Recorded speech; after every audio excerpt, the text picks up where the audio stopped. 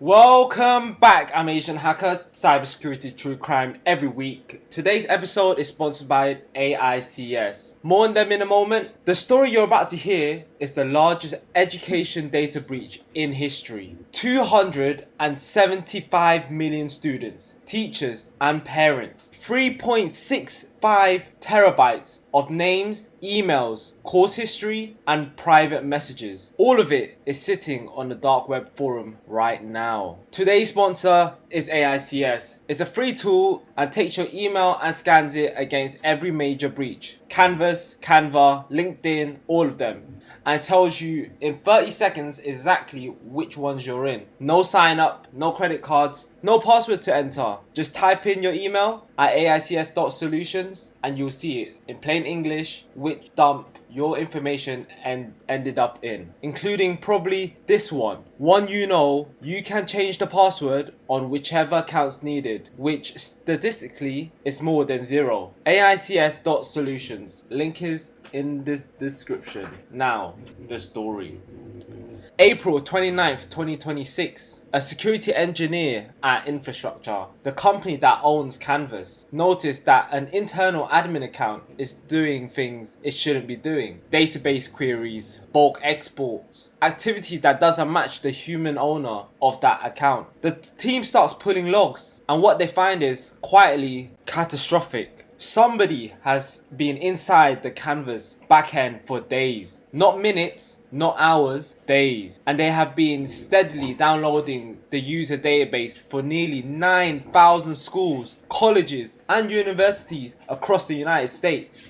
By the time the Instructure locks them out, the attacker has been occupied 3.65 terabytes of records, roughly 275 million students, teachers and parents' accounts. 3 days later, a hijacking group called ShinyHunters posted a ransom note. Pay us or this get dumped. Instructure tells the public the situation is under control. The data is contained. 8 days later, every Canvas login screen at 330 schools turned into the same ransom note. This is the Canvas hack, and it's happening right now. If you haven't been a student or a teacher in the last decade, you may have never heard of Canvas. But if you have, you've used it almost every day. Canvas is a learning management system, an LMS. It's the website where students log in to see their assignments, submit their homework, check their grades, message their teachers. It's owned by a company called Instructure based in Utah. Canvas is used by nearly every major university in the United States and by thousands of K-12 schools. Think Harvard, Yale, the University of Texas, hundreds of schools globally.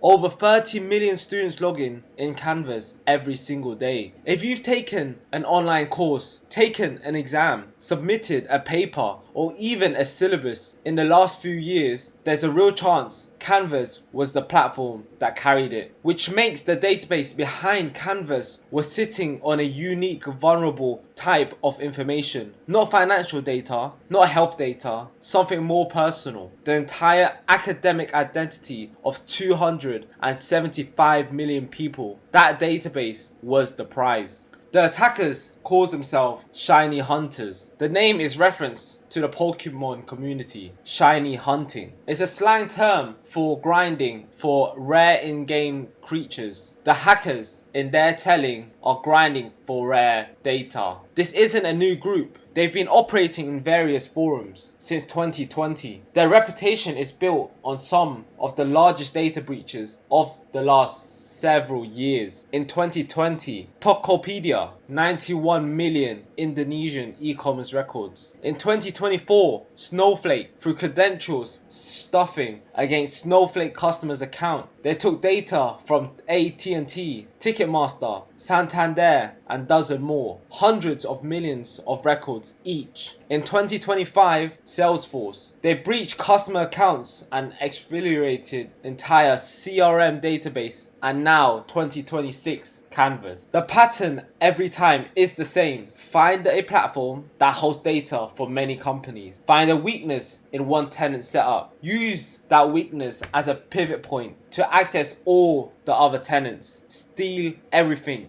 demand ransom. ShinyHunters doesn't deploy ransom. They don't encrypt your files. They don't lock you out. They just take a copy and threaten to publish it, which in many ways is worse because once it's copied, you can't undo it.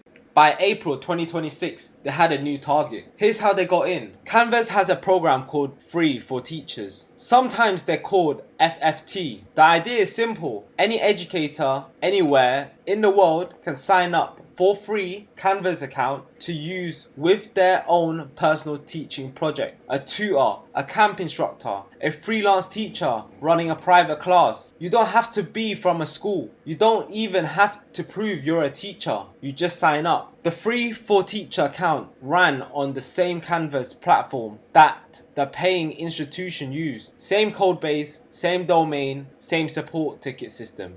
ShinyHunters found a vulnerability in one of those shared components. Specifically, according to security researchers, they found a cross-site scripting flaw, an XSS bug in the support ticket system. By submitting a specifically crafted support ticket through a Free for Teacher account, they could inject JavaScript code that could run when a support agent viewed the ticket.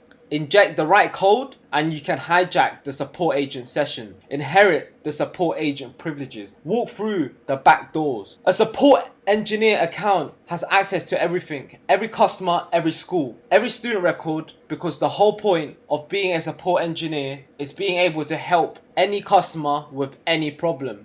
ShinyHunter submitted the ticket. The support agent opened it, the code ran, and just like that, they were inside. It took them roughly 7 days to extract the database before Instructure noticed. When the attack was detected on April 29th, Instructure did what's good companies do. They locked the breached account. They engaged the FBI. They notified senior leadership at affected institution. What they didn't do in those first few days was tell the public. On May 1st, a quiet status page update mentioned a security incident under investigation. Most users didn't see it. On May 3rd, ShinyHunters made it the situation public. For them, they posted on the dark web forum. Here is a 3.65 terabyte database. Pay us in Bitcoin or we'll release it. They published samples, real student records, real teacher message. The press picked it up. Within 24 hours, every major American news outlet was covering the story. Instructure that day made a statement. They were aware, they were investigating, the data was contained. That last word was the problem, because to contain implies the attack was over. It wasn't. The attack was timed for cruelty. The first wave hit at the end of April. The second wave hit on May 7th. And May 7th in the American academic calendar is the exact week most US universities are wrapping up their spring semester final weeks. Students were taking exams on Canvas, submitting papers on Canvas, logging in to check grades on Canvas. That morning, students at over 300 schools, including major universities like Texas A&M, Ohio State, and the University of Michigan, opened their Canvas login pages. And instead of the normal login screen, they saw a ransom note from ShinyHunters. The login page had been defaced, every one of them, with the same message. Instructure didn't pay. Here's your data. Tell them to pay. Roughly 330 schools went down at once mid-finals. Students couldn't take exams. Faculties couldn't access submissions. Some university had to issue blanket extension to entire student bodies. Others made students go to physical locations to verify their identities and finish the exam on paper.